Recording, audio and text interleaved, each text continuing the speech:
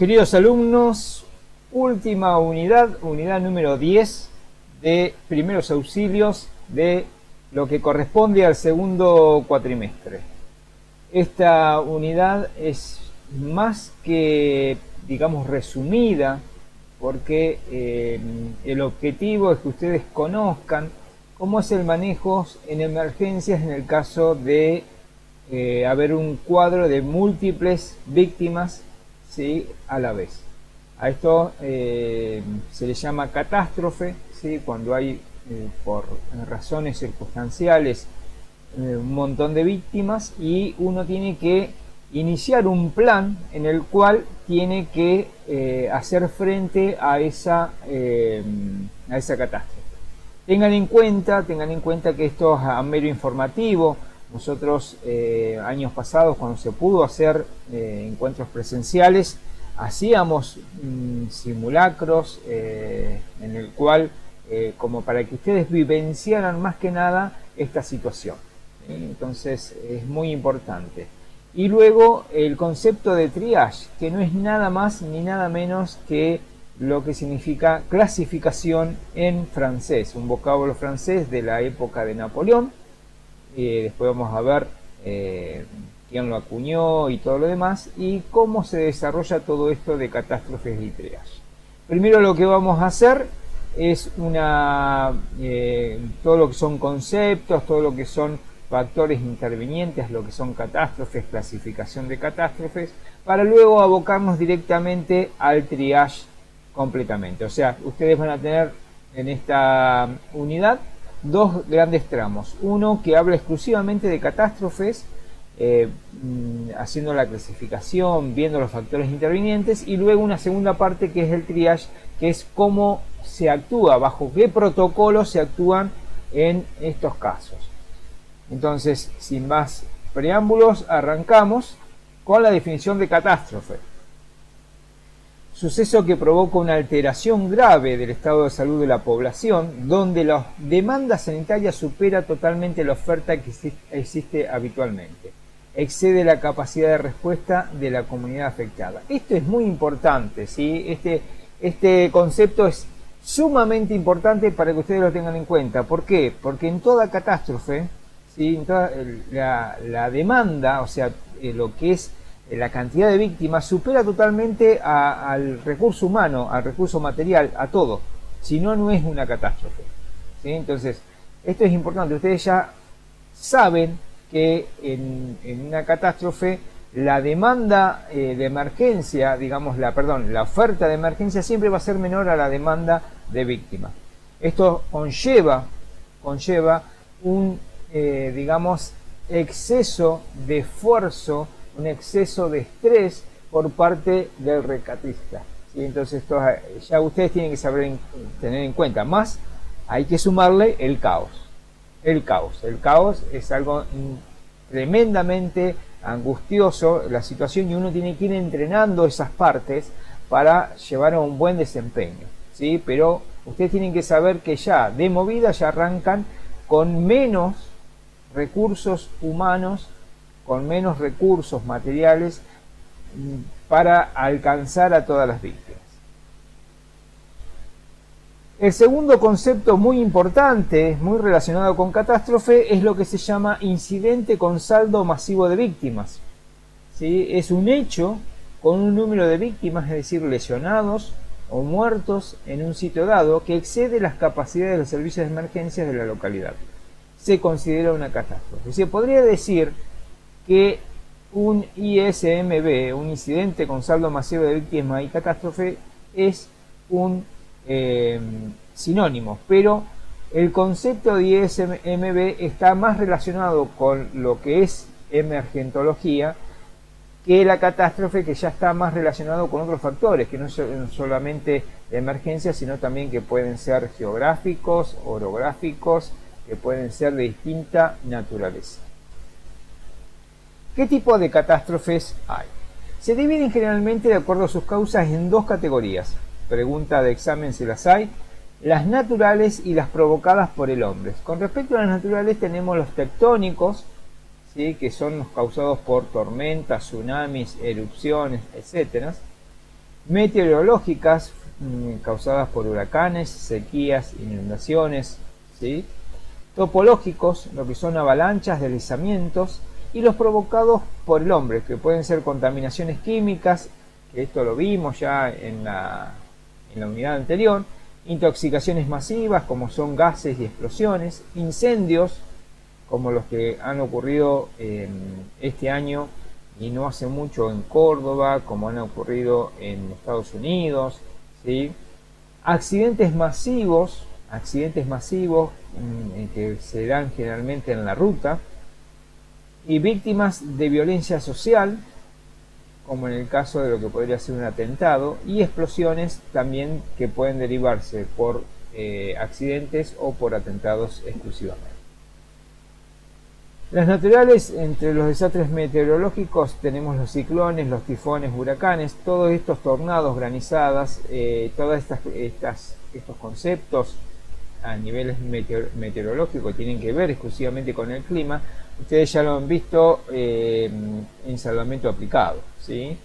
Desastres topográficos, que son deslizamientos de tierra, avalanchas, deslizamientos de lodo, inundaciones, muy comunes en el noreste de nuestro país, ¿sí? unas zonas de clima tropical, subtropical, con abundantes lluvias. Desastres que se originan en el plano subterráneo, sismos, erupciones volcánicas, tsunamis, olas nacidos de sismos oceánicos. Tengan en cuenta uno de los últimos tsunamis que ocurrió por desplazamiento de placas tectónicas. Desastres biológicos, epidemias de enfermedades contagiosas y plagas de insectos, por ejemplo de langostas, ¿sí? Y las causadas por el hombre, que pueden ser las guerras convencionales con bombardeos, bloqueos y sitios, guerras no convencionales con armas nucleares, químicas y biológicas, desastres civiles, motines, manifestaciones públicas, accidentes de transportes que pueden ser por aviones, camiones, automóviles, trenes, barcos, colapso de estructuras, edificios, puentes, presas, minas y otras, explosiones, incendios químicos, desechos tóxicos y contaminación, y biológicos con respecto a salubridad. Nosotros tuvimos un incidente de saldo masivo de víctimas, si mal no recuerdo fue en el año 2005, con lo que fue la tragedia de Cromañón, ¿sí? La tragedia de Cromañón, digamos que generalmente todos estos eventos a nivel nacional, por no decir a nivel mundial, siempre tienen un antes y un después. Digamos que las normas, los protocolos de seguridad en los lugares cerrados cambiaron después de esta tragedia, ¿sí? La mayoría de las víctimas fueron causadas por la intoxicación, por los gases tóxicos que emanaba el incendio de una media sombra que había colgada en el lugar, y un montón de factores que hicieron que la gente quedara encerrada adentro. Pero la mayoría de las víctimas ocurrieron cuando la gente que salió volvió a buscar a sus familiares, amigos, etc. Entonces ahí donde ocurrió la mayor cantidad de víctimas, ¿sí?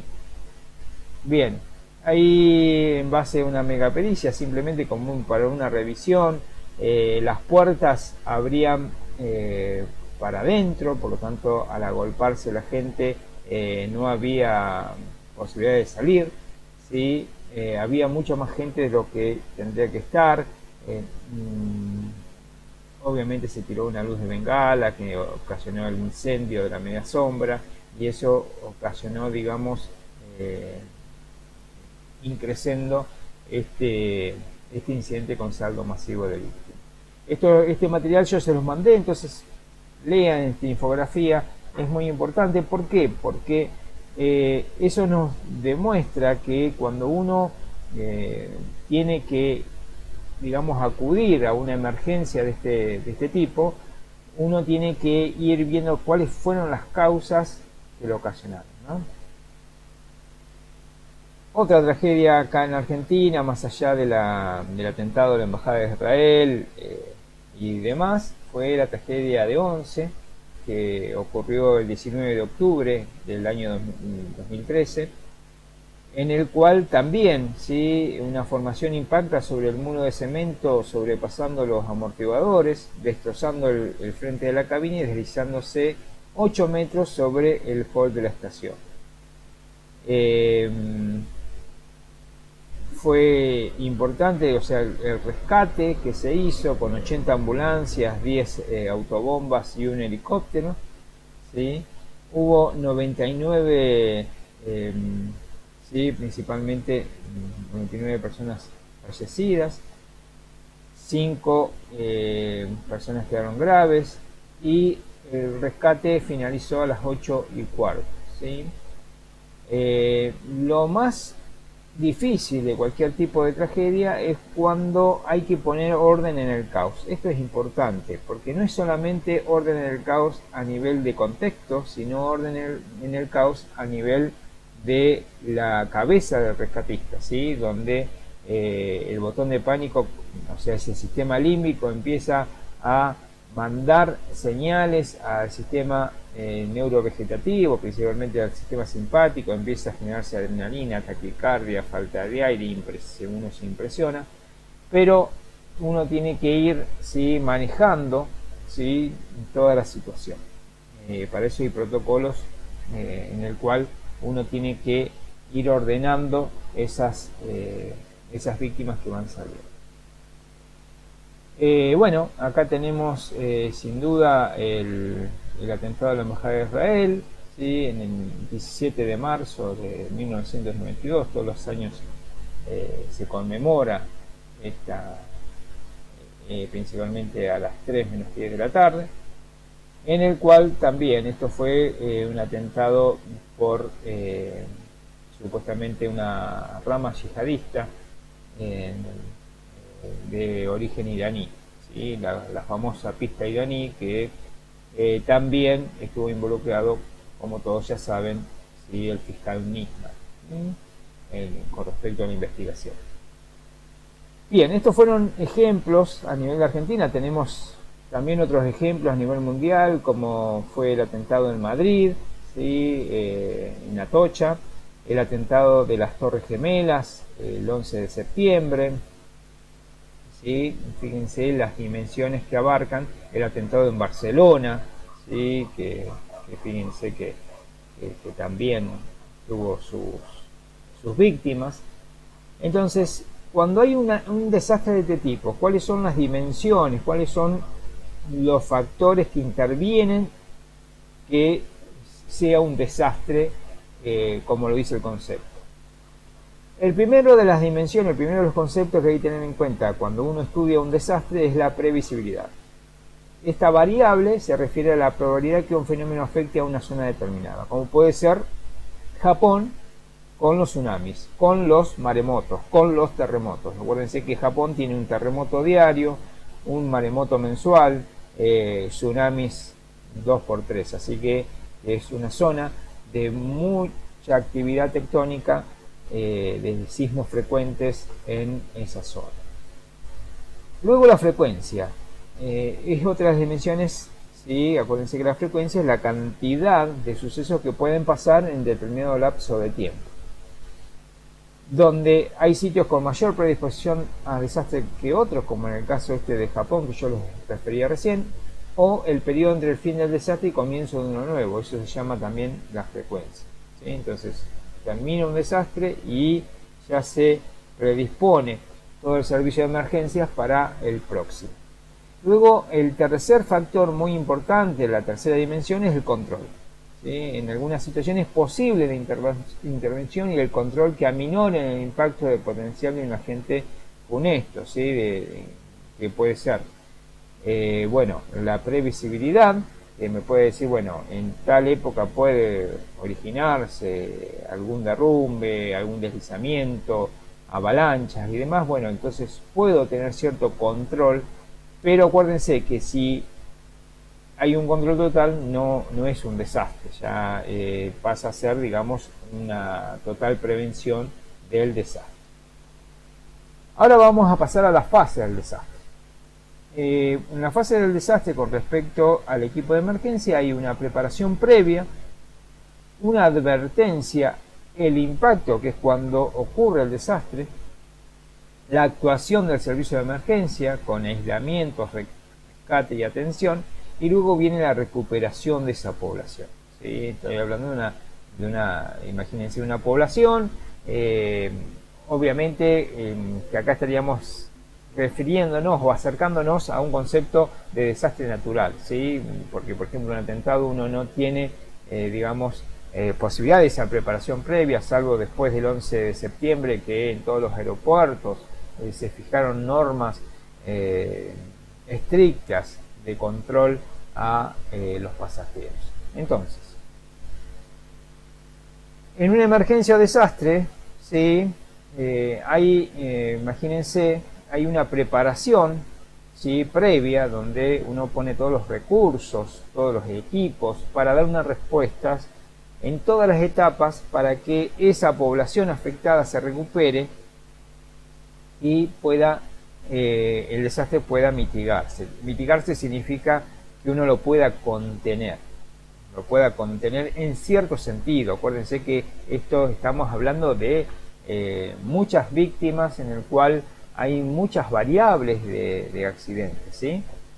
De daños orgánicos a esas víctimas.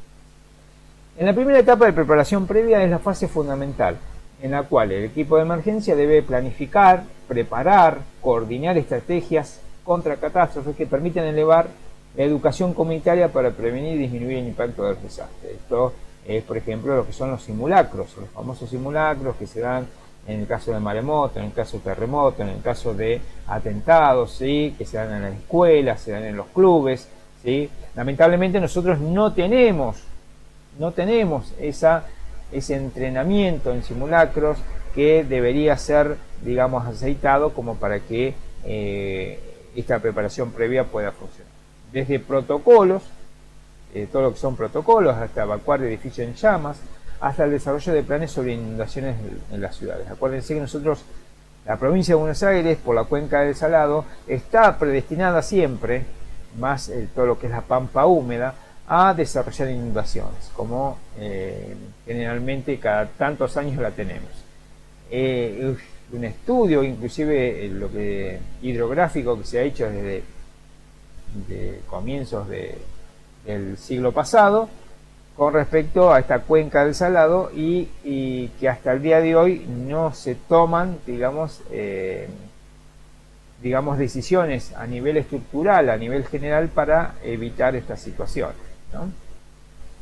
La segunda parte, la segunda fase, es la advertencia. En esta fase se realizan los preparativos al impacto, advirtiendo a hospitales, evacuando poblaciones, activando programas específicos, ¿sí? Acá se trata de disminuir la cantidad de afectados por el catástrofe. Ya en la tercera fase es el impacto, es soportar el impacto. En este momento pasa el desastre, poco se puede hacer para mitigar los daños o incrementar el número de sobrevivientes. Y luego ya viene la parte en la cual actúa en forma tácita y directa el equipo de emergencia. Es la organización de la comunidad para realizar labores de restablecimiento y rehabilitación. Se divide en tres subfases. La primera es el aislamiento, ¿sí? Es la activación de planes, se comienzan las labores de mitigación de daños y lesiones, se empieza un análisis, de decir, bueno, cuántos heridos hay, cuántos. O sea, se trata de hacer una lectura en este concepto de aislamiento, preparativos de búsqueda y rescate de víctimas y demás. Luego viene la parte de rescate, o sea, una vez que yo ya organicé todos los recursos, vamos al rescate de víctimas. Se despliegan puestos de mando, se evalúa el sitio de procedimiento de búsqueda y rescate, se designan rutas de emergencia, se seleccionan centros de evacuación, se organiza. Orden en el caos. Ese es el secreto de cualquier sistema de emergencia en cualquier país, ¿sí? Obviamente tiene que haber un entrenamiento exhaustivo, previo, una capacitación dinámica, continua, y luego tiene que haber prácticas de simulacro continuos para ir refrescando, para ir tomando tiempos, para ir evaluando errores.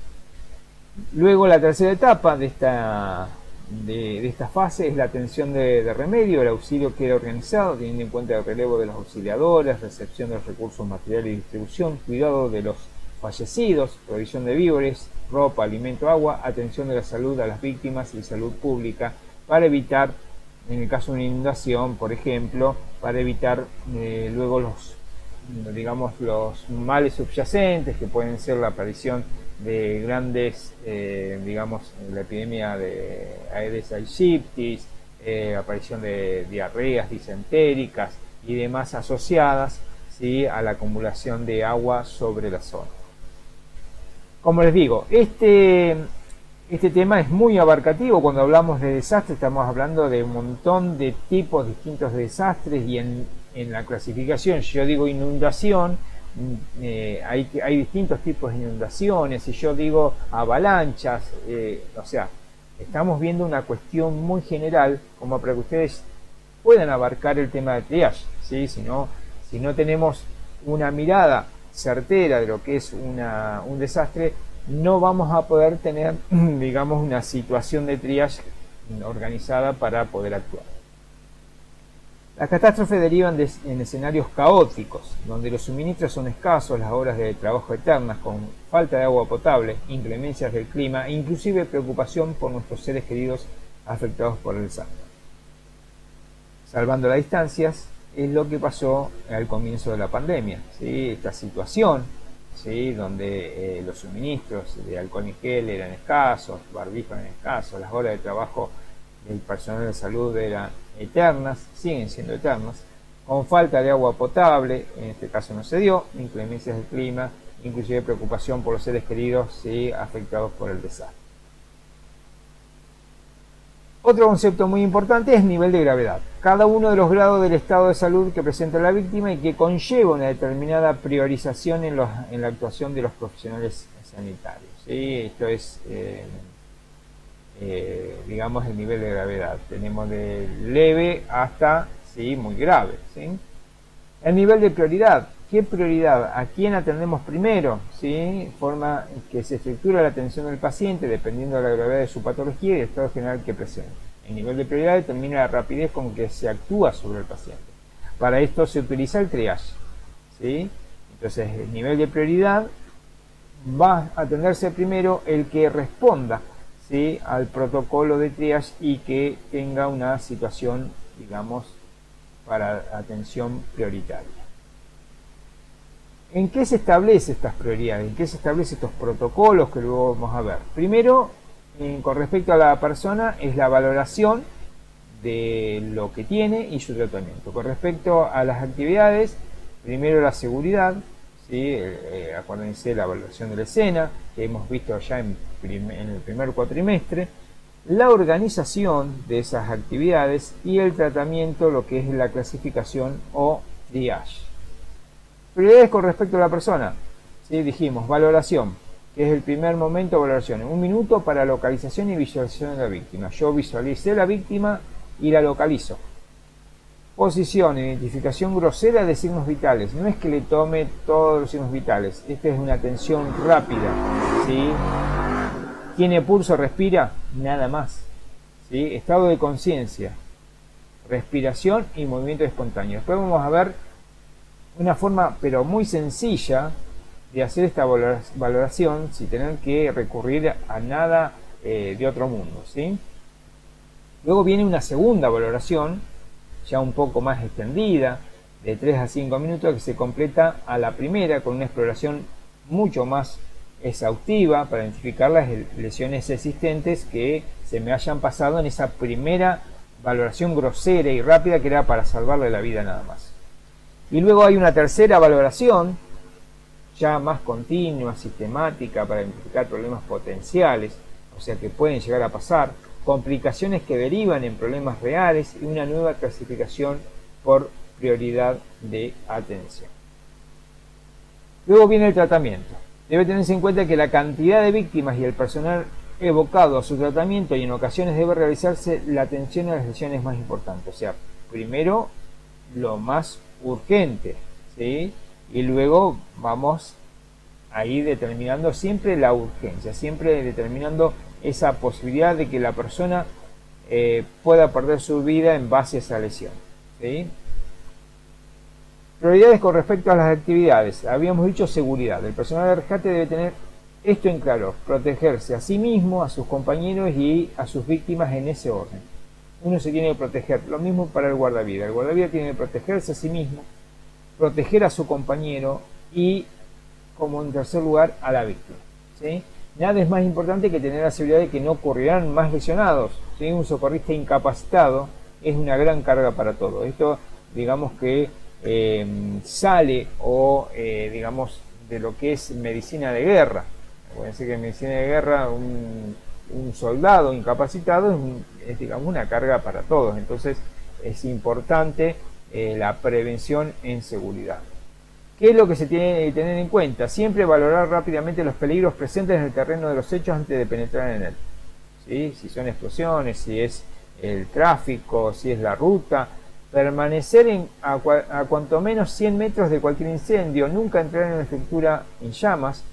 Permanecer cuanto menos 300 metros de una zona de explosión. Esto es muy importante a tener en cuenta. Nunca penetrar en una zona donde contenga gases tóxicos, lo que pasó en Cromañón. Evitar gases tóxicos situándose en posición al viento. Protegerse del tránsito colocando luces intermitentes, destellos, balizas, lo que sea. Es muy, muy, muy, muy importante, chicos, ¿sí? Es muy importante la seguridad en estos casos. Los servicios especializados deben dar garantías y organizar rescates en zonas donde tienen mayor preparación, o sea, el cuerpo de bomberos apuntalando sitios donde puedan derrumbarse, extinguiendo el fuego en una estructura o cortando un vehículo para extraer las víctimas. Las policías o fuerzas de seguridad deben trabajar sobre el orden comunitario. Si es una contingencia acuática, dependerá del desarrollo del cuerpo de seguridad en playas o de la guardia costera, que coordinarán a los rescatistas para después evaluar la seguridad. Defensa Civil desarrollará planes de seguridad, etcétera, etcétera. Pasemos a la organización. Es la herramienta fundamental en toda catástrofe que convierte a una escena caótica en el éxito del grupo de rescate y la atención eficaz de todos los damnificados. Entonces acuérdense ¿cuál es la herramienta? El material humano, el material en sí, que nos permite, el recurso humano, el recurso material, sí, pero lo más importante, si yo no tengo organización, de nada sirve, ¿sí?, que yo tenga el mejor de los recursos humanos, el mejor de los recursos materiales, porque no se va a poder aplicar eficientemente en el lugar del hecho. La organización en la zona de desastre incluye las siguientes actividades: brindar seguridad en el lugar de los hechos, lograr el acceso a las víctimas, estabilizar las condiciones que pueden ser mortales para los damnificados, estabilización de la víctima en el lugar, desplazar a los pacientes a una zona de mejor para su tratamiento posterior. Entonces, en toda organización siempre va a haber una primera zona que se le va a llamar zona de desastre, zona de impacto, es donde ocurrió imagínense un accidente. Entonces, es donde ocurrió el accidente, es la zona de desastre. Acá se envían a los socorristas para estabilizar y transportar los damnificados, inmediatamente sacarlos de la zona de peligro. A medida que se evacúan un número mayor, se efectúa un cambio de personal en base a la cantidad de víctimas. Los damnificados pueden ser alejados de la zona de desastre lo más pronto posible antes de la segunda valoración. Transporte en tablones de maderas y no camillas para protección de lesiones ocultas, ¿sí? Siempre en lo que son las camillas rígidas. Luego salí de la zona de desastre, la zona de impacto, paso a la zona de tratamiento, zona de puesto médico de avanzadas, también se llama, donde se debe ubicar cerca de la zona de desastre, con un espacio para ubicar las víctimas. Acá se clasifican, ¿sí? Se ubican a las víctimas en base a su clasificación. En esta zona se designa a la persona con mayor experiencia clínica como responsable de selección para coordinar la clasificación por prioridades. Y luego la tercera zona, ¿sí?, que es la zona de transporte. Se organiza un flujo de ambulancias. Ojo, esta ambulancia tiene que ser en un solo sentido, ¿sí?, para que no haya aglomeraciones, embotellamientos en la misma ambulancia. ¿Sí? Tienen que entrar por un lado, tienen que salir por el otro. Es importante ahí la policía, es importante ahí la señalización, ¿sí? de entrada en un solo sentido y salida en un solo sentido, para optimizar el transporte y evitar demoras en las llegadas de los hospitales. El flujo de víctimas en la zona de desastre, en la zona de tratamiento y en la de transporte es fundamental. El flujo de víctimas no tiene que haber, de ninguna manera tiene que haber una, digamos, choque, desorganización, ida y vuelta, ¿sí? La presencia simultánea de un número indeterminado de víctimas en demandas de asistencia urgente plantea grandes dificultades organizativas. Para eso se requiere mucha experiencia, se requiere mucho entrenamiento. Eso es posible, la búsqueda de todas las soluciones posibles en beneficio de la mayoría. Siempre en cada una de estas zonas, ustedes tienen 3 zonas: zona de desastre, zona de tratamiento y zona de transporte. En cada una de esas zonas siempre va a haber una persona que esté comandando, que esté organizando todo para su mejor, ¿sí?, desempeño. La clasificación de criterios según criterios de gravedad es la mejor opción, o sea, cuando mayor gravedad, más más sentido tiene que se lo traslade primero.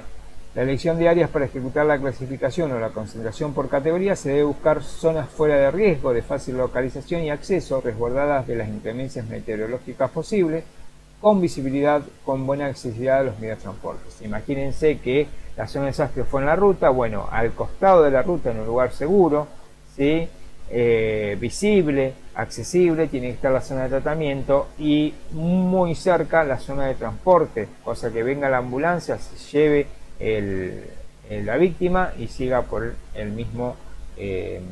misma ruta.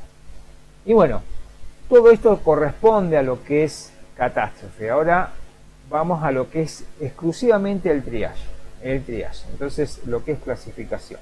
Ahí tienen, por ejemplo, un ejemplo donde tenemos,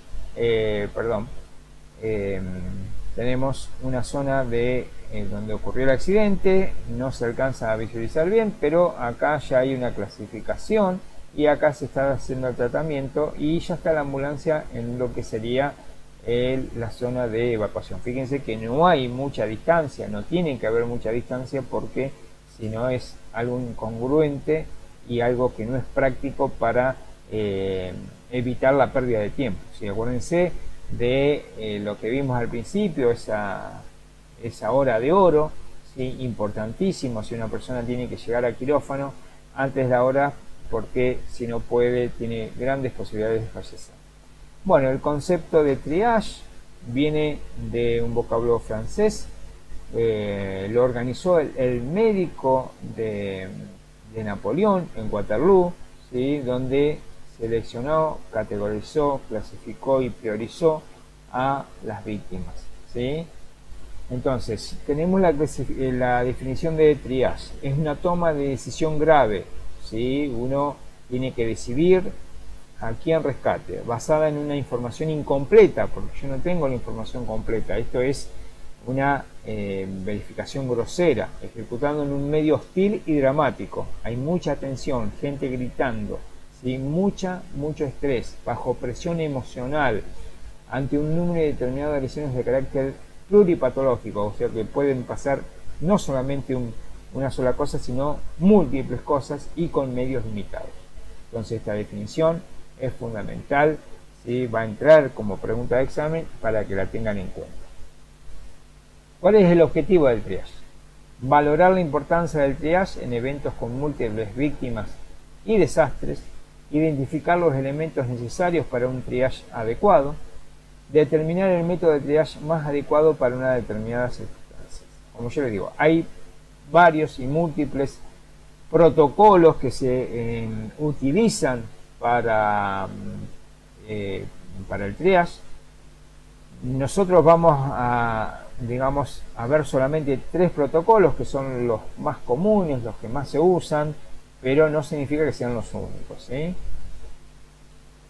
Bueno, ahí tienen, fíjense, esta es una figura de lo que es el puesto médico de avanzada, la segunda zona, la zona de tratamiento. O sea, yo lo primero que hice fui a la zona de desastre, clasifiqué por más gravedad y saqué primero a los más graves y los llevé a la zona de tratamiento. Acá en la zona de tratamiento se clasifican las víctimas en base a los colores del semáforo, para que tengan en cuenta.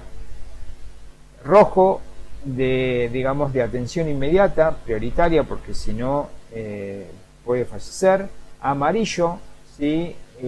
Está grave, pero permite cierto tiempo de espera, por decirlo así. Verde no necesita, ¿sí? Atención inmediata, ¿sí? Uno de los últimos que se derivan. Y luego tenemos el color negro, que corresponde a los fallecidos, ¿sí? Que esos directamente no se los tienen, pero sí se los tiene que transportar al área de clasificación, ¿sí? Entonces es importante. Luego, en base a la segunda valoración y tercera valoración que se hace de estos pacientes, de estas víctimas, se determina quién va primero, quién sale primero. Obviamente van a salir los rojos primero, los amarillos después, por último los verdes, por último el color negro, ¿sí? Van a hacer la evacuación. ¿Cómo se seleccionan los pacientes en un triage? En base a su gravedad, la prioridad de atención y los recursos disponibles, ¿sí? El 90% de los traumatizados en un triage no requieren centro de trauma, o sea que ustedes tienen que concentrarse en un 10%, un 15%, pero con mucha mala suerte, ¿sí? Que requieren centro de trauma, o sea que van a trabajar en ese 15-10% de gente que está en grave estado. ¿Cuáles son las reglas de triage? Las reglas de triage se denominan con las 3C. Primero el etiquetaje. Ahora vamos a ver la etiqueta que fue realizada, la realicé yo, la diseñé yo en lo que es el centro TASBIT, que es el centro que hace cursos de emergentología y demás.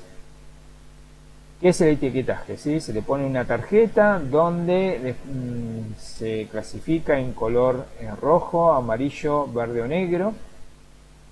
Una vez que la etiqueté, tengo que estabilizar ese paciente, ¿sí? Obviamente que voy a estabilizar siempre los rojos y los amarillos. Y luego tengo que evacuarlos. Entonces, las 3C del triage son etiquetaje, estabilización y evacuación. Importante preguntar de examen si las hay. El oficial de triage, aquella persona que está a cargo del triage, tiene que tener la posibilidad de una acción médico-legal, tiene que ser un médico, un paramédico, una persona que tenga conocimientos fehacientes sobre el tema. Tiene que estar entrenado el personal y las condiciones de los rescatistas tienen que ser de salud óptima, tienen que tener control del estrés, destreza manual, o sea, saber bien los procedimientos y actuar en consecuencia, y tienen que tener condición de líder, ¿sí? O sea que es muy apasionante, es mucha adrenalina, pero a la vez hay que manejar muchos protocolos, hay que manejar muchas situaciones de riesgo. Nosotros vamos a manejar un triage que se llama tetrapolar porque maneja 4 colores. El rojo es de atención inmediata, el amarillo atención secundaria, el verde atención diferida, el negro sin atención, uso de la zona 0. En la zona 0 es el lugar donde ocurre el accidente, el desastre, ¿sí? Se le llama zona 0, como para que tener en cuenta. El puesto médico de avanzada es la zona de tratamiento, la segunda zona. La tercera zona es la zona de evacuación. El triage inicial, donde se va a realizar el primer triage, la primera clasificación, yo lo voy a hacer en la zona de impacto, en la zona de desastre, en la zona 0, ¿sí? Lo puede realizar personal médico entrenado, ¿sí? O sea, rescatistas, guardavidas lo pueden realizar. Se clasifican con cintas, pintura, o directamente ya se pone la tarjeta de triage. Se evalúan las constantes fisiológicas vitales, el A, B, S, D, o sea, la vía aérea, ¿sí? La respiración, el pulso y la valoración neurológica, o la conciencia, ¿no? Se trata rápidamente según el ABC, o sea, si está obstruido se le puede poner una cánula, si tiene una hemorragia grave se puede hacer un vendaje oclusivo, si tiene un paro cardiorrespiratorio en el momento se puede tratar, si tiene un neumotórax en el momento que altere la parte respiratoria se puede tratar con un parche bolsillo. Fíjense, 4 situaciones y nada más, ¿sí? Es lo único que se trata en el triage inicial, en la zona 0, en la zona de impacto. Para esto se utiliza un método que se llama STAR o SHORT, ¿sí? Clasificación de los pacientes en función de su deambulación, la calidad de la frecuencia respiratoria y el estado mental de la respiración. Es rápido y en el área de triage. Fíjense, este método STAR es fácil. Si deambula, o sea, si camina, es verde. Le puede faltar un brazo, un ojo, pero camina, es verde, ¿sí? No está comprometido, ¿sí?, en lo que es el corto plazo, su vida. Entonces ya lo etiqueto como verde. No deambula, pero respira, ¿sí? Y esa respiración, ¿sí?, se da en una frecuencia respiratoria menor de 10 o mayor de 30, es rojo, ¿sí? Fíjense, evalúa la respiración. Tiene una respiración, ni siquiera las cuento. Si respira leve, rojo. Si respira muy muy rápido es porque algo está pasando, rojo. Si la frecuencia respiratoria está entre los límites normales, ¿sí?, pero no tiene, tiene un pulso muy poco detectable o tiene lo que se llama relleno capilar medio tardío, también es rojo. Pero si respira dentro de los parámetros normales, tiene pulso radial y no tiene un estado mental, digamos, adecuado, o sea, no está consciente, rojo, ¿sí? Si tiene digamos, el patrón respiratorio dentro de los parámetros normales, el de perfusión, frecuencia cardíaca entre los normales, el estado normal responde, pero no puede deambular, es amarillo. Y ustedes me dicen, profe, pero ¿cómo hacemos todo eso en una situación de emergencia? ¿Cómo tenemos en cuenta? Obviamente que este protocolo hay que saberlo, hay que tenerlo muy, muy, muy en cuenta, pero es fácil. Ustedes llegan al lugar de impacto, imagínense un colectivo que tuvo un accidente en la ruta, se acercan y gritan, ¿sí? El que pueda caminar, que se levante y venga hacia mí. ¿Sí? Fíjense, ustedes están dando una orden. El que puede caminar, aquella persona que se levantó y puede caminar, ya es verde, ya entendió la orden, o sea que está consciente. Y supuestamente tenemos que pensar que el patrón respiratorio y el de perfusión es normal, entonces ya ahí le pongo el color verde. El que no se puede levantar, ¿sí?, pero está consciente, respira y tiene pulso, amarillo.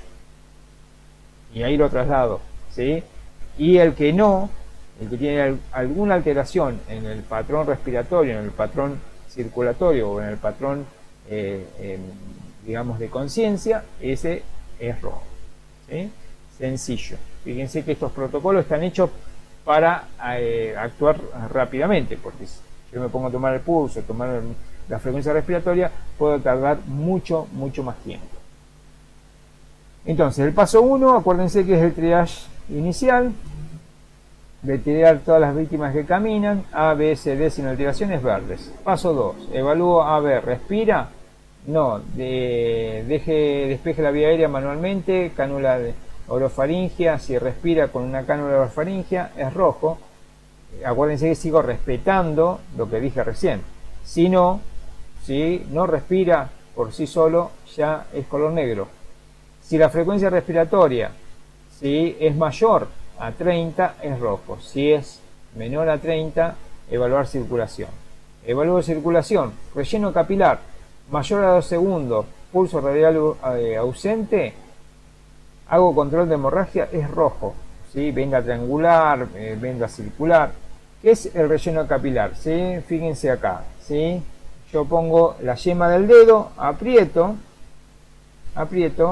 y no tiene que tardar más de 2 segundos, ¿sí? Se pone blanca cuando dejo de apretar y se vuelve a poner roja en menos de 2 segundos, o 2 segundos como máximo.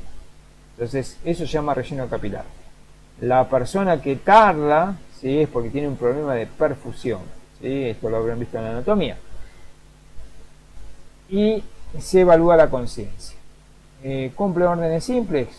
No, rojo, sí, amarillo. Como yo les dije, El que pueda levantarse, que venga hacia mí. El que vino caminando deambula, por lo tanto es verde. Aquel que no deambula pero respira y tiene pulso, ¿sí?, es amarillo. Los demás son rojos, ¿sí? ABCD alterados, rojos. ABCD normal, no caminan, no deambulan, amarillo. ABCD normal y caminan, es verde. ABCD sin respuesta, es negro. El otro método es el short, es muy parecido, ¿sí? Pues, el método short significa la S sale caminando, la H habla sin dificultad, la O obedece órdenes sencillas, la R respira, T taponar herida. Acuérdense que el short, ¿sí? Imagínense, ¿puede caminar? Sí, verde. ¿No puede caminar? ¿Habla sin dificultad y obedece órdenes sencillas? Sí, las dos, amarillo, ¿sí? Pero no deambula. No respira, signo de circulación. Si respira, ¿sí?, pero tiene problemas de circulación, o al revés, tiene problemas, tiene pulso, pero tiene problemas respiratorios, rojo. En el caso de que no responda a ninguna de las ABCD, es color negro, ¿sí? Recordar, taponar. Uno tiene, en este primer triage básico, en la zona cero, en la zona de impacto, tiene que taponar hemorragias, taponar neumotórax, ¿sí? Importantísimo. Entonces uno tiene ya que entrar a la zona de impacto con los parches bolsillo, ¿sí?, pegados en el cuerpo, para taponar los posibles laceraciones que haya a nivel pleural. Y también tiene que ir con blindaje circular, bastante cinta adhesiva para taponar hemorragia. Entonces, este triage, ¿sí?, es el que se usa en el protocolo que usaremos nosotros para la evaluación.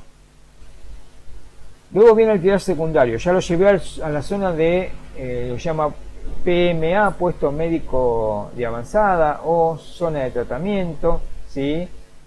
Acá tiene que haber personal entrenado, tiene que volverse a clasificar la tarjeta de triage. Vamos a tener exclusivamente ahora, en breve, lo que es cómo se realiza esta tarjeta de triage. Se evalúan los signos vitales, las lesiones anatómicas, la cinemática del trauma, se realizan procedimientos de reanimación avanzada. Acá, en el caso de que sean ustedes, no, pero en el caso de un, digamos, puesto médico avanzada de emergencias, se coloca medicación, adrenalina, atropina, gluconato de calcio, bicarbonato de sodio, etcétera, etcétera, etcétera. Una vez estabilizado, se decide su evacuación al puesto de transporte, a la zona de transporte. Fíjense, las tarjetas de prioridad, la clasificación de las prioridades de las tarjetas de triage, ¿sí? Prioridad 0 es el color negro, no tiene prioridad.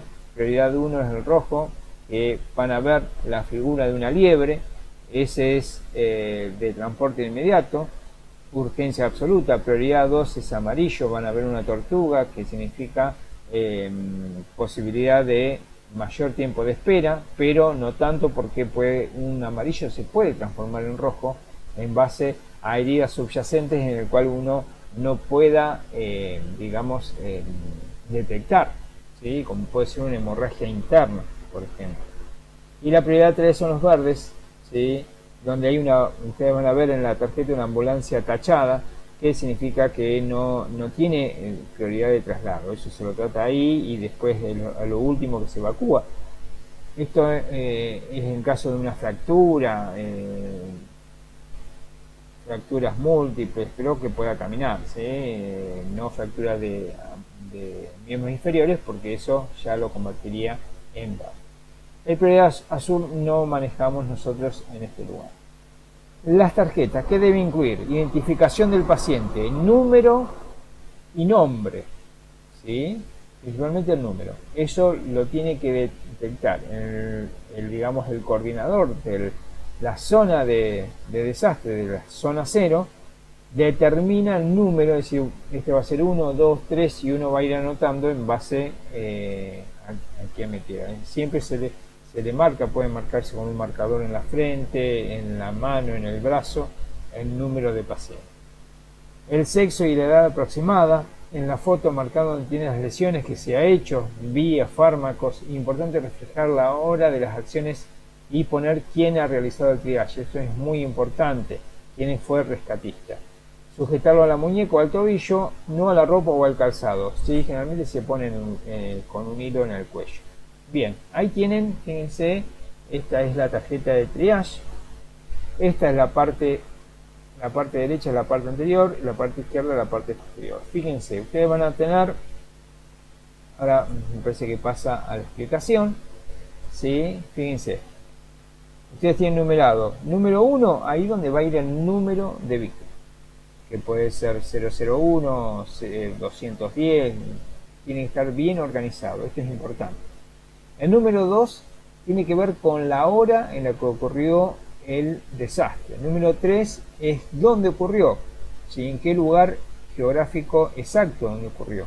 4, en qué ciudad, ¿sí? O qué ciudad aledaña o más cerca. 5, es el nombre del rescatista, el nombre de ustedes, ¿sí?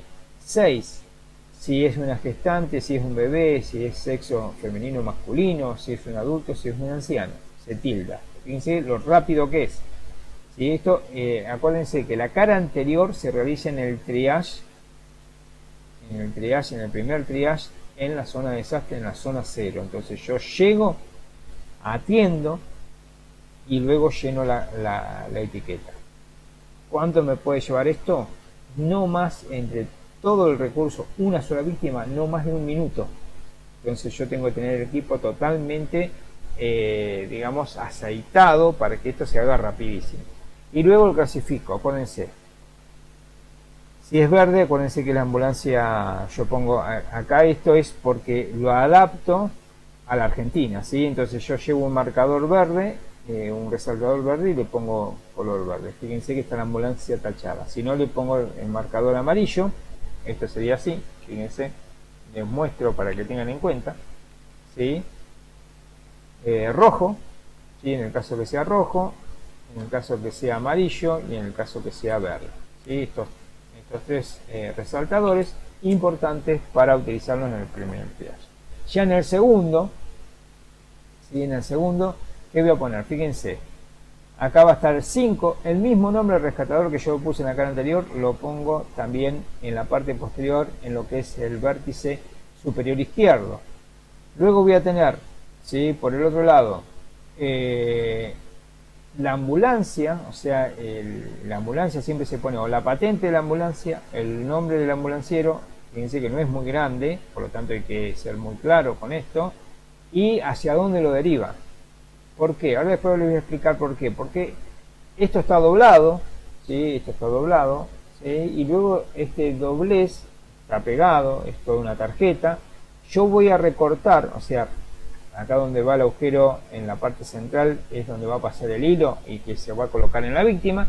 Estos 2 vértices se recortan en la zona de transporte y quedan para el coordinador de la zona de transporte. Entonces fíjense que acá va a estar el número de víctima y inmediatamente en la parte posterior de este triángulo va a estar a dónde fue trasladado y qué ambulancia lo llevó. Del otro lado va a estar el número de víctima y quién lo atendió. Esto es muy importante. Luego vamos a tener por el otro lado, ¿sí? Las lesiones que puede tener. Entonces yo tengo una figura anatómica en posición anatómica, una parte anterior, una parte posterior, y ahí tienen todas, digamos, las referencias de lo que le pueden pasar, laceraciones, fracturas, quemaduras, etcétera, etcétera. Fíjense que dice evidencia de contaminación en caso de que esta columna, ¿sí? Se marca en el caso de que haya contaminación a nivel químico, tóxico, lo que sea, ¿sí? Es para que tengan, imagínense un accidente radioactivo, para que el personal de seguridad, cuando vea que esto esté señalado, la evidencia de contaminación, uno puede actuar en consecuencia. 10. Todos los elementos de emergencia que he utilizado. Fíjense, acá tienen el ambú, acá tienen el equipo de oxígeno, acá tienen el collarín. ¿Por qué? Esto más que nada, si se le colocó vía endovenosa, esto más que nada sirve para que el collarín que que es nuestro, ¿sí? Porque si no, no lo ven más. Entonces, esto es un documento que se hace rápidamente. Acuérdense que la carga posterior se hace en el puesto médico avanzado, en la segunda zona de triage. Y luego se lo vuelve a reclasificar, porque el rojo pudo haber fallecido, o el amarillo se transformó en rojo, o el verde volvió a ser amarillo, ¿sí? Entonces ahí tienen toda la clasificación, cómo se debe llenar la tarjeta de triage. Fíjense acá, ¿sí? Tienen explicado, ¿sí? Por los números que tienen en la referencia anterior, cómo se llena la tarjeta de triage. Diferencia entre el primer triage y el segundo triage. Acuérdense, el primer triage en la zona de puesto médico, perdón, en la zona de impacto, y en el segundo triage en el puesto médico de avanzada. En el primer triage es funcional, es sencillo, menos de un minuto, personal adiestrado se da en el lugar de impacto. En el segundo triage, el objetivo es la evacuación. El fundamento puede ser lesional o mixto, o sea, en base a su gravedad. Es un poco más complejo, lleva más de un minuto, lo puede realizar un médico o los rescatistas o los paramédicos. Tiene que ser más preciso que el primer triage y se desarrolla en el puesto médico avanzado o zona de tratamiento o puesto médico avanzado, como les dije. Acá tienen el equipo de rescatista, fíjense, una pechera como para determinar que es rescatista, el botiquín de primeros auxilios, las cintas de colores o marcadores o resaltadores, lapiceras y demás, las tarjetas de triage, las tijeras especiales para cortar ropa, cinta adhesiva no tiene que faltar, venda circular no tiene que faltar en la zona de desastre. Bien, esperen un poquito. Ahí tenemos, fíjense, la zona de impacto o zona de desastre, triage número 1. Acá tenemos el puesto médico avanzada, zona de tratamiento, pues, zona número 2. Y acá tenemos la zona de evacuación, donde, fíjense, las ambulancias giran en un solo sentido hacia el hospital. Obviamente bombero, obviamente policía, obviamente posibilidad de transporte aéreo. Bien, entonces, triage en escena, fíjense, esto es sacado de fotos de simulacros y de accidentes en la ruta que son muy comunes en nuestro país. Es una toma de decisión porque uno debe elegir entre diferentes cadenas asistenciales relacionadas con el transporte, la atención continuada, la selección del centro médico de referencia. Fíjense que la tarjeta de triage es la que resume todo lo que es todo el proceso de triage. La valoración resulta incompleta porque es un análisis sistemático, estandarizado, rápido, objetivo, conciso y dirigido a valorar las capacidades de supervivencia inmediata. No se contemplan patologías previas, no existen datos complementarios ni apoyo al diagnóstico, por eso debe ser ejecutado por una persona de un perfil específico, con mucha experiencia y con mucha, capacidad de liderazgo para poder definir los diferentes cuadros de clasificación. Hay dos principios fundamentales en el triage. Uno de esos es salvar el mayor número de vidas.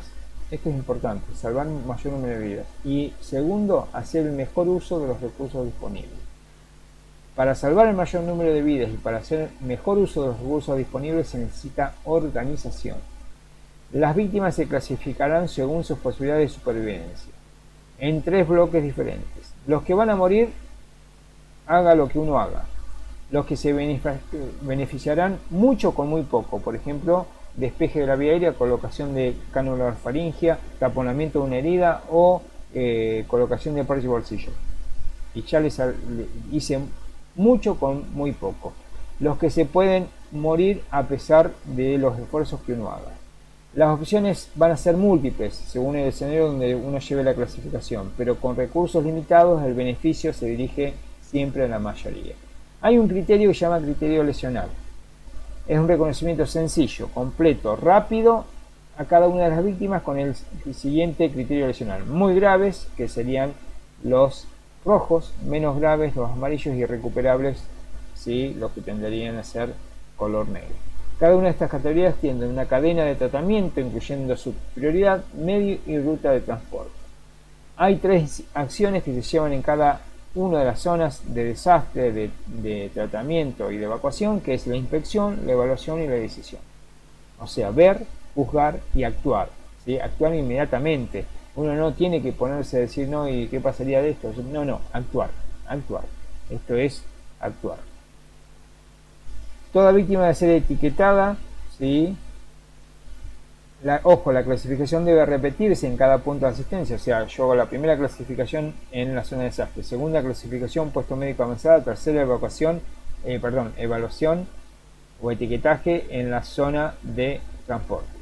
El criterio de gravedad no siempre se correlaciona con una prioridad de tratamiento, depende del escenario y los medios. Pacientes muy graves en un medio imposible no distraerán recursos limitados que puedan beneficiar mucho a una mayoría menos grave.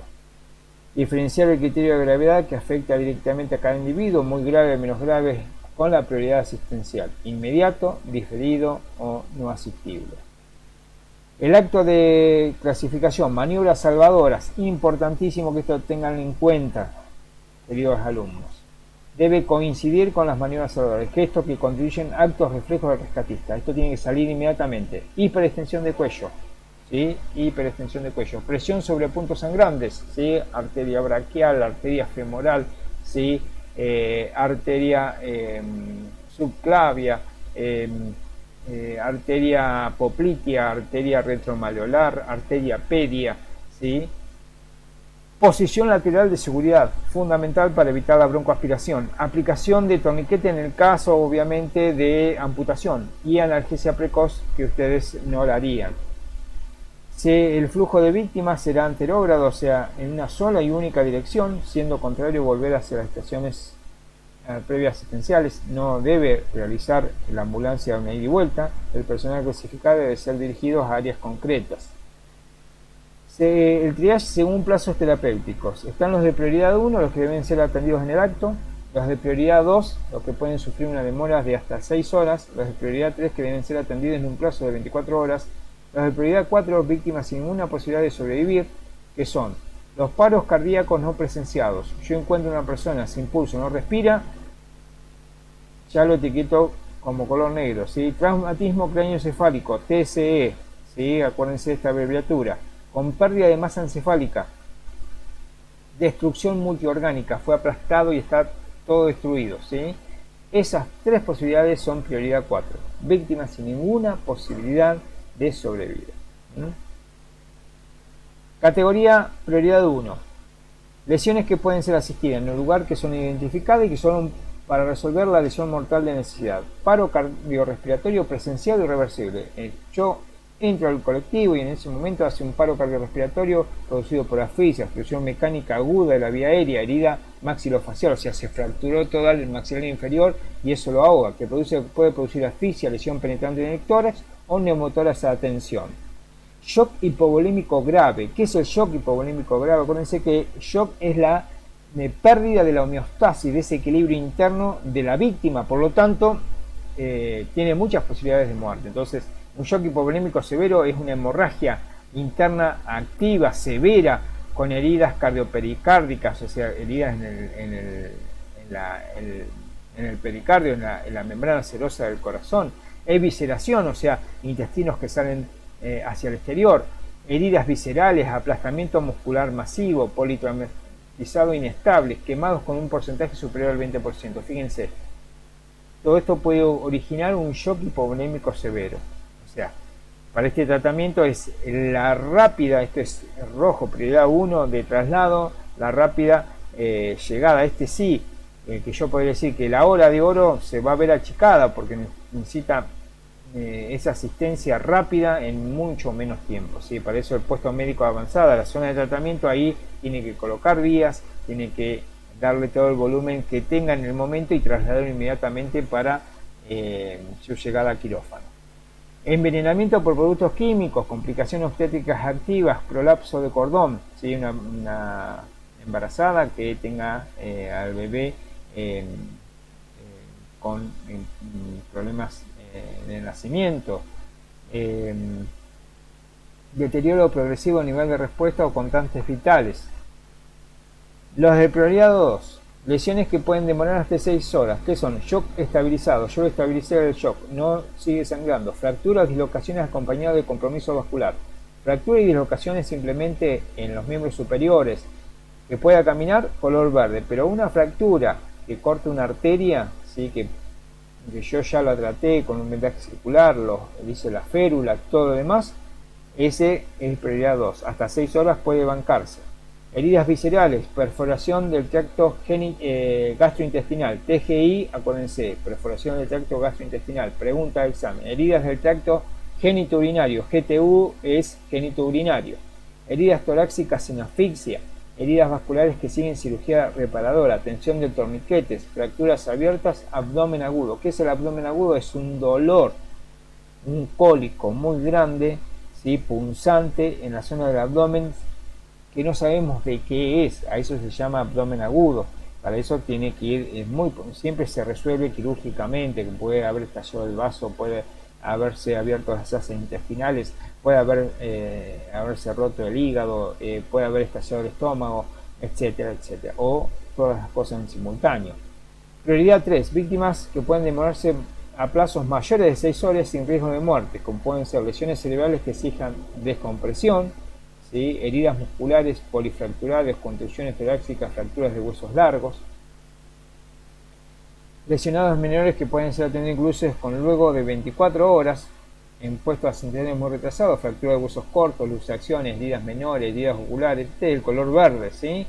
Lesiones maxilofaciales sin cuadro psicológico, patología médica en víctimas previamente enfermos. Víctimas que deben ser atendidas por criterio de funcionalidad lesional o psicológica, y no deben distraer recursos hasta que no se hayan asegurado otros niveles asistenciales, ¿sí? La persona que está con una crisis nerviosa, que está con un ataque de pánico, etcétera, etcétera, etcétera.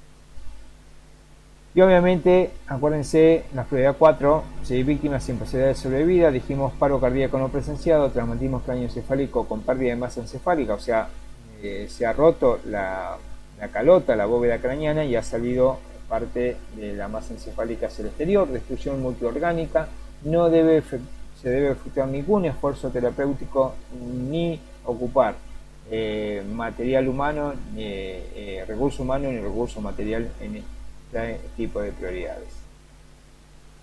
Bien, bueno, acuérdense, incidente masivo de víctimas, esto ya lo vimos. Triage prehospitalario, rápido, fácil, dinámico, continuo, máximo número de víctimas. Triage prehospitalario, personal entrenado, protocolos claros. Ahí tienen, se recepciona, se clasifica, se estabiliza y se evacúa, ¿sí? Puesto médico avanzado. Esos son los objetivos de la zona de tratamiento del puesto médico avanzado. Recepciona, clasifica, estabiliza y evacúa directamente. Fíjense, la zona de recepción, otro gráfico para que tengan en cuenta. Ahí tienen las tres zonas: la zona de impacto, puesto médico avanzada, la zona de tratamiento, la zona luego de evacuación. En el primer triage, acuérdense que es un triage básico: primer interviniente, funciones, seguridad, maniobras salvadoras. Las maniobras salvadoras, importantísimo. Ahí tienen el método Short, que ya lo vimos. Hay otro protocolo, se llama Trauma Score, ¿sí? RTS. Estos no van, esto simplemente para que lo tengan en cuenta, que hay otros protocolos. Nosotros vamos a usar el Short o el Start, ¿sí? Ahora vamos a ver el Manchester primario y vamos a ver el TRTS como protocolo de evacuación. Este CRAM pediátrico para evaluar a los pacientes pediátricos. ¿Sí? ¿Cómo se organiza el triage? Primero, tenemos que tener en cuenta la magnitud. Cualquier emergencia sanitaria con más de una víctima potencial, ¿sí? Puede haber de nivel 1 de 2 a 10 víctimas, nivel 2 de 11 a 25 víctimas, nivel 3 más de 25 víctimas. Acá tenemos el esqueleto del sistema de emergencias, principalmente, acuérdense, área de rescate, lo que es la zona de impacto, triage básico Short. Luego pasa a lo que es la zona de tratamiento, que es el triage de estabilización, puesto médico avanzada, ¿sí? Que se utiliza el Manchester primario, y luego va al triage de evacuación, se utiliza un tercer protocolo que es el TRTS como recién. Entonces acá tienen el esqueleto de lo que es el triage. Atiéndelo rápidamente, primer triage, paso al triage de estabilización, al puesto médico de avanzadas, ¿sí? Hago un triage, hago un tratamiento un poco más, digamos, específico, y luego inmediatamente estabilizo y evacúo. Bien, un poquito que... Bien. Triage básico tienen el objetivo reducir la confusión inicial, despejar la escena, discriminando las víctimas graves de los que no lo son, estableciendo un orden de prioridad, el lugar, se llama punto de impacto, área de, ¿sí? Situaciones de aplicación donde se prevé una demora significativa en el rescate o traslado al área de socorro, o en contexto donde los primeros intervinientes sean personal no sanitario. Responsables los primeros intervinientes, habitualmente personal no sanitario, bomberos, rescatadores, cuerpos, fuerzas de seguridad del Estado. El triage básico short clasifica a las víctimas en 4 categorías, esto ya lo vimos, léanlo, ¿sí? Pero ya lo estuvimos viendo. La secuencia de actuación short, la víctima puede caminar, el rescatador debe iniciar a la víctima en voz alta, todo el que pueda caminar que me siga, o que venga hacia acá, y ya le coloco la rotulación y el color verde. Si no puede caminar, habla sin dificultad, obedece órdenes sencillas. Si cumple ambas premisas, clasifican con color amarillo. Si respira, tiene signo de circulación. Si hay dudas, se realizará una apertura manual de la vía aérea, se valorará con el método ver, oír y sentir. Acuérdense la distancia, con más, digamos, hincapié en lo que es el equipo de protección personal. ¿Sí? Si no puede caminar, si respira y presenta movimientos o hay dudas, si no respira, la apertura de vía aérea, taponar hemorragias, acuérdense, taponar hemorragias, atender lo que es neumotórax, lo que es torniquete en el caso de amputación, y paro cardiorrespiratorio en el momento es lo que debe hacerse en la zona de impacto, en la zona 0. Bien, taponar de hemorragia, y pasamos ahí, bueno, ahí tienen la secuencia de actuación short. Luego viene el triage avanzado, ¿sí? Que es el Manchester primario. Este Manchester primario, ¿sí? Fíjense, tiene como prioridad, ¿sí? Estabilizar a la víctima en el puesto médico avanzado. O sea, llega, lo trato y lo vuelvo a clasificar. ¿Cómo lo clasifico? En este triage de estabilización, en este segundo protocolo, en este segundo triage, ¿sí? Principalmente con lo que clasifica a las víctimas en orden de prioridad. Dice cada una de las víctimas serán etiquetadas con una tarjeta única de triage, o sea, el reverso, la parte posterior de la tarjeta de triage. Se debe poner el lugar, las situaciones de aplicación, el responsable, el registro, y acá tienen lo que es el triage de estabilización, lo que se llama Manchester primario, ¿sí? Entonces acá una segunda clasificación. ¿Puede caminar? Sí, vale. No puede caminar, respira tras apertura de las vías aéreas, o sea, una vez que lo atendí en el puesto médico de avanzada, respira tras la apertura de vía aérea, sí. Tiene una frecuencia respiratoria, sí, mayor a 29, una frecuencia respiratoria menor a 10, sí, es rojo. ¿Sí? Si no, ¿sí? Si no, evalué el patrón respiratorio, ahora evalúo el patrón circulatorio. Relleno capilar mayor a 2 segundos, rojo. Frecuencia cardíaca mayor a 120, rojo. ¿Sí? Prioridad inmediata. ¿Sí? Ahora, tiene patrón respiratorio entre esos límites, entre 10, mayor de 10 y menor de 29. Relleno capilar menor de 2 segundos. Frecuencia cardíaca, ¿sí? Menor a 120. Todos esos parámetros tienen que dar, es amarillo. La única diferencia es que no puede caminar. El triage de estabilización consiste en la evaluación rápida, menos de 1,5 minutos por víctima, de los siguientes aspectos: marcha autónoma, vía aérea, frecuencia respiratoria, relleno capilar y frecuencia cardíaca. La víctima puede caminar, si la respuesta es positiva, color verde. Evaluación de la respiración de las aperturas de la vía aérea, ¿sí? Con cánula orofaringe, si la víctima no respira, se clasificará con color negro, fallecido o sin prioridad. Si respira, se evaluará de forma rápida, menos de 30 segundos, la frecuencia respiratoria. Si la frecuencia respiratoria es mayor a 29 o menor a 10, es rojo, máxima prioridad. Si la frecuencia respiratoria está entre 10 y 29, se continúa la evaluación. Evalúa el relleno capilar. Acuérdense, en condiciones desfavorables, la frecuencia cardíaca debe ser rápida, menos de 10 segundos, si el relleno capilar es mayor de 10 segundos, o la frecuencia cardíaca mayor a 120 es rojo. Si el relleno capilar es menos de 2 segundos, la frecuencia cardíaca menor a 120 se clasifica con olor amarillo como segunda prioridad. Y luego viene el triage de evacuación, el último de los triages, ¿sí? Este es el más complicado de realizar. El objetivo es establecer en forma objetiva la prioridad de evacuación de las víctimas. Acuérdense que en cada sector va a haber digamos, un coordinador. El contexto de aplicación: aquellos casos de la asistencia a múltiples víctimas en las que la evacuación, ¿sí?, de heridos requiere una priorización temporal de traslado, ¿sí? Entonces, yo voy a tener tiempo, voy a clasificar nuevamente en rojo, en amarillo, en verde o negro, ¿sí? Y las herramientas es el TRTS, la escala revisada en trauma, y acá lo tienen, ¿sí? Este es el tercer protocolo que vamos a utilizar en el test de evacuación. Y fíjense, vamos a analizarlo parte por parte. Por un lado, tengo una tensión arterial sistólica, ¿sí?, menor a 85 milímetros de mercurio. ¿Qué significa esto? Y esto tenganlo bien presente, yo palpo, ¿sí?, yo palpo pulso carotídeo, significa que tiene una tensión arterial, ¿sí?, mayor o igual a 85 milímetros de mercurio.